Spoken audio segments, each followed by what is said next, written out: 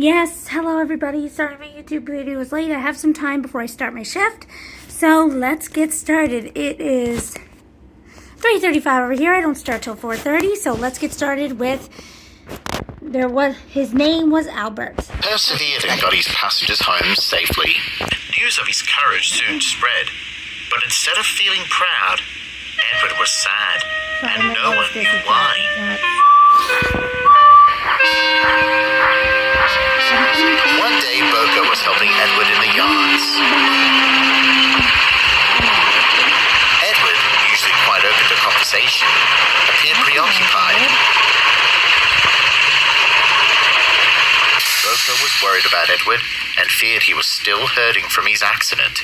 Is it your crank pin, Edward? Boko asked. No, I feel well, Boko, Edward said. What's the matter then? Replied Boko. Yeah, what's got you seemed 1,000 miles away since you've come home. Edward looked down at his buffers. I realized something after my accident, Boko, he began. Okay. All I could think was, why me? Whatever do you mean? Boko asked. No. Isn't it amazing that an engine as old as I can be mended and continue on as if the years didn't matter? Why do I feel like this Albert character Edward knows? Why do I feel like that this Albert's going to be a friend of Edward's? I'm just guessing, but I don't know. On my old railway, when we were young, we never dreamed of making axles or struggling up hills. We just did it. I think about all my friends who never got a chance to live a life as long as mine. I'm sure they're all scrapped by now. Boko understood. And you feel guilty for it? He asked. Yes. Why? Some of my friends never even got a chance, Edward agreed. Okay. But why did I? I only wish that I could see just one of them, to know that one of them made it. It would make this old engine's heart feel better. Okay. What were their names? Asked Boko. Just the time as you. There was William and Frank, and Pettigrew, of course. Okay. But then there was my best friend. His name was Albert. Called the old it. engine's face lit up as he reminisced. Called it.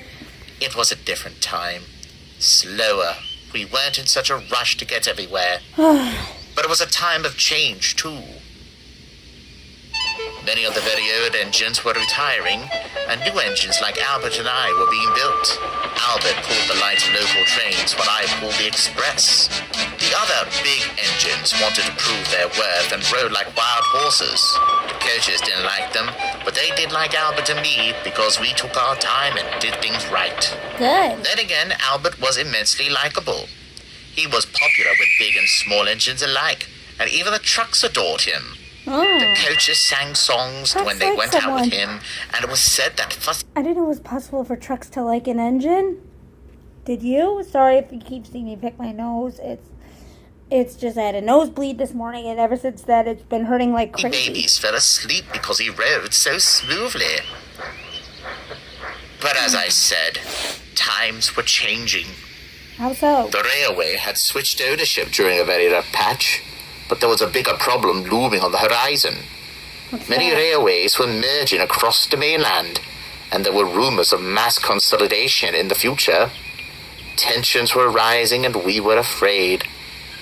Albert, however, was always the voice of reason.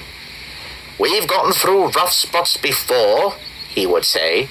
As long as we stick together, it doesn't matter where we go. Aww. But one winter, my driver came to the sheds with news. A gentleman from the island of Sodor had asked for an able-bodied engine to help with the construction of a new railway. Our controller has agreed to send you on loan. We were to leave the next day. I'm guessing he bought it. I didn't want to, but our controller insisted. I wanted to say goodbye to Albert, who was due back with his train, but he never came home. Edward paused. God, this is driving me nuts. There we go. What happened to him? Boko asked. They said he was in an accident. A terrible one. And no one ever spoke about it again. As I became settled here, it became evident that the fat controller needed me to stay. And so I did. I figured he bought him. I never returned to my old railway. Soon, because he I was bought told him. that the railway had been merged with a larger... Wait. He bought him, right? Like on loan, and then Did he just buy him? I'm so confused. Sorry, guys. Listen about to this. True Crime This is gonna go off for a Podcasts. little bit. Better let it. Hang on. Sorry. Listen to True Crime Podcasts. Sorry, I'm sorry, guys. Listen to True Crime Podcasts. This on repeat. Listen I to hate True this. Crime Podcasts. Listen to True Crime Podcasts. Okay, let's Line. continue. My old line didn't exist in the same way anymore, and many of the engines had been sold elsewhere. Or worse. I suppose I am lucky. I avoided all that, and I've been very happy here. Well, I don't know that's good. what happened to Albert, but I think about him all the time, especially after my accident. Why was such a sweet, caring, and hard-working engine left behind while I came here?